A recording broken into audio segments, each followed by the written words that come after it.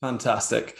All right. So welcome everybody and thanks for coming at what's probably quite a difficult time for our health services if you're in the UK. Just to reiterate what was said, it is really great to be presenting to such a diverse audience of different NHS professionals and worldwide. I can see that we've got nurses, physios, paramedics, doctors, which is great. So welcome everyone. My name's Greg Yates. I am an FY2 doctor at the Manchester Royal Infirmary in England. And I'm shortly to be starting an academic clinical fellowship in emergency medicine. My personal interest, toxicology and drug use. If you're interested in free open access medical education, my education website is getthegas.co.uk, which you can have a look at, and you'll do far better on my own questions than I did, I reckon. So today I'm going to be talking about psychedelic toxicity. Here's the stuff that we're going to cover. So we're going to talk about what are psychedelic drugs, how do they work, and what can go wrong, most importantly for us. I'm going to go over an interesting case that I encountered in the emergency department and give you an introduction to this interesting behavior called trip killers and give you a bit of research that I'm conducting in the area. Okay. So let's start with the basic bits or the fundamentals. What are psychedelics or what are psychedelic drugs? At the core of it, psychedelic drugs are recreational drugs that distort or change your thought process.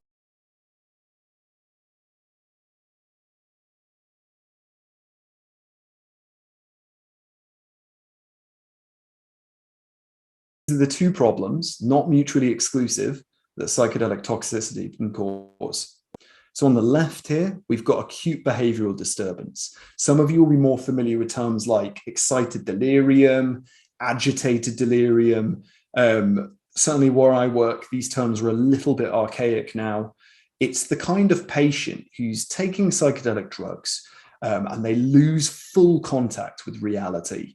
Unusual thoughts become very distressing, immobile, paranoia-inducing thoughts and delusions. Hallucinations stop being friendly and start becoming very threatening. People, rather than just losing their ego in a psychedelic trip, they feel their self slipping away or shattering.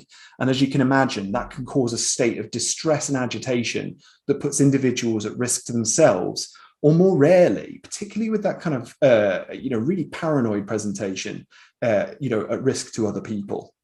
And this is bread and butter stuff for paramedics, emergency doctors, emergency nurses. So we see this a lot. Serotonin syndrome is much rarer. This is not bread and butter. This is sort of niche fine dining of emergency medicine. You'll have read about it much more in your textbooks or on your examinations than you will have seen it in real life, but it does happen. Serotonin syndrome describes this state of serotonergic supertransmission, where the patient becomes hypothermic, often dangerously hypothermic. Then they have an altered mental status. So, again, they become delusional, agitated, potentially. They have become very unstable autonomically. So their heart rate and blood pressure is all over the place. And they have this neuroexcitatory state. So they're often shaking, they're hyperreflexic, they're clonic, uncontrollable eye movements. There might be spasticity. And on the far end, there might even be seizures and cardiac arrhythmias. Now, the way we treat acute behavioral disturbance, again, this is bread and butter stuff.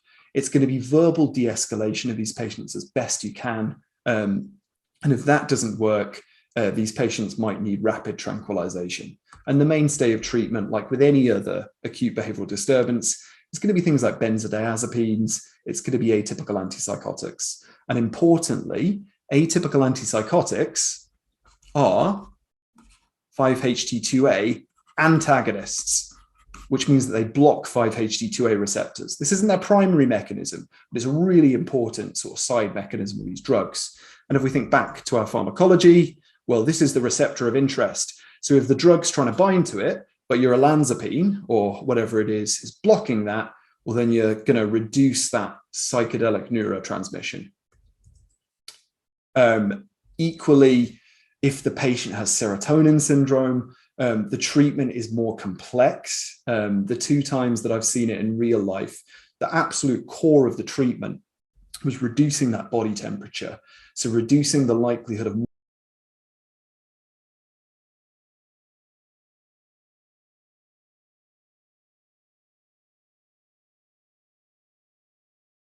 trip, which some people do.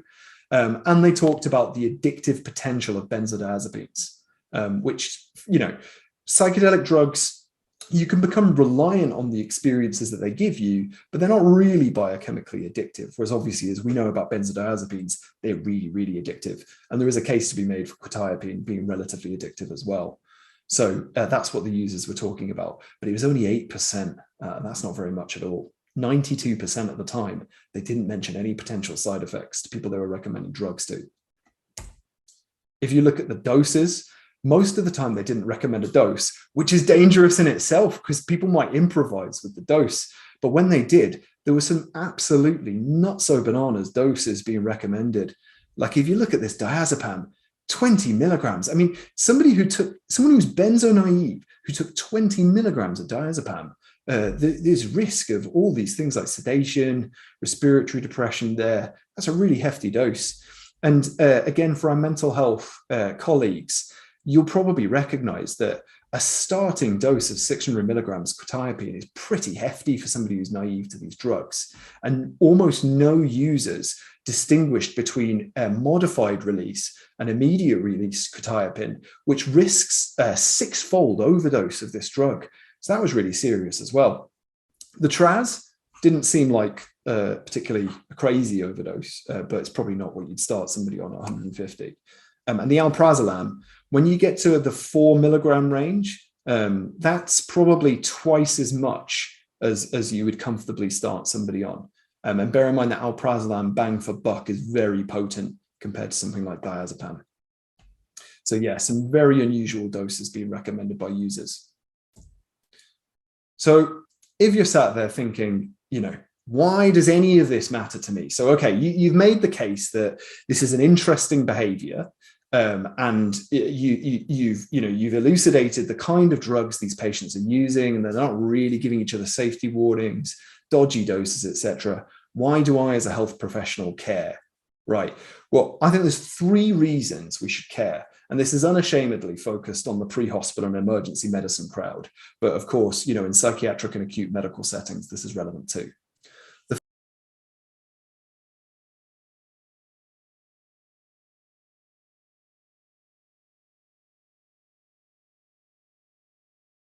They tell you is Xanax or tell you is diazepam or something like this. So there's a significant risk to the kind of stuff that people are trying to get hold of.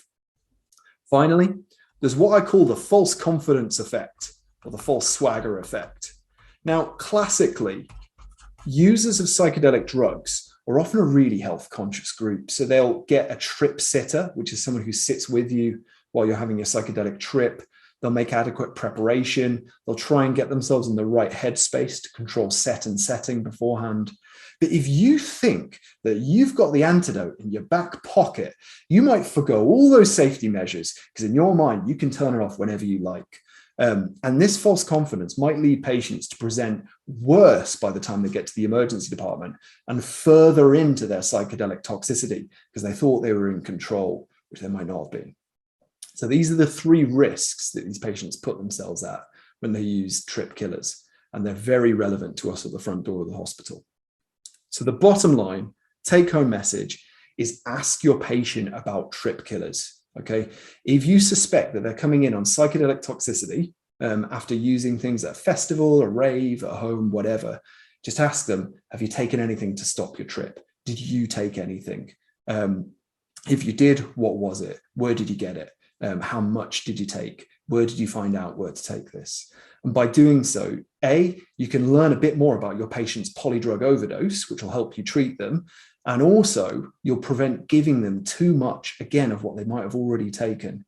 So if you take away one thing from the seminar, if you see somebody who you think's taken too many psychedelic drugs, they've come to hospital, they've called an ambulance, just ask them about trip killers because they might not bring it up.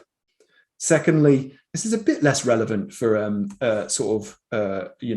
clinicians, But I think this is a really good target for a bit of harm reduction. We know that if you give people testing kits and you give people the right dosing advice at festivals and so on, you reduce the amount of overdoses. And I think this could be something similar. Just a paragraph on a website like Talk to Frank about trip killers. Be careful with benzos that you get online. These are the risks. You'd be better off talking to a health professional about this. Don't trust everything you buy on the street, etc.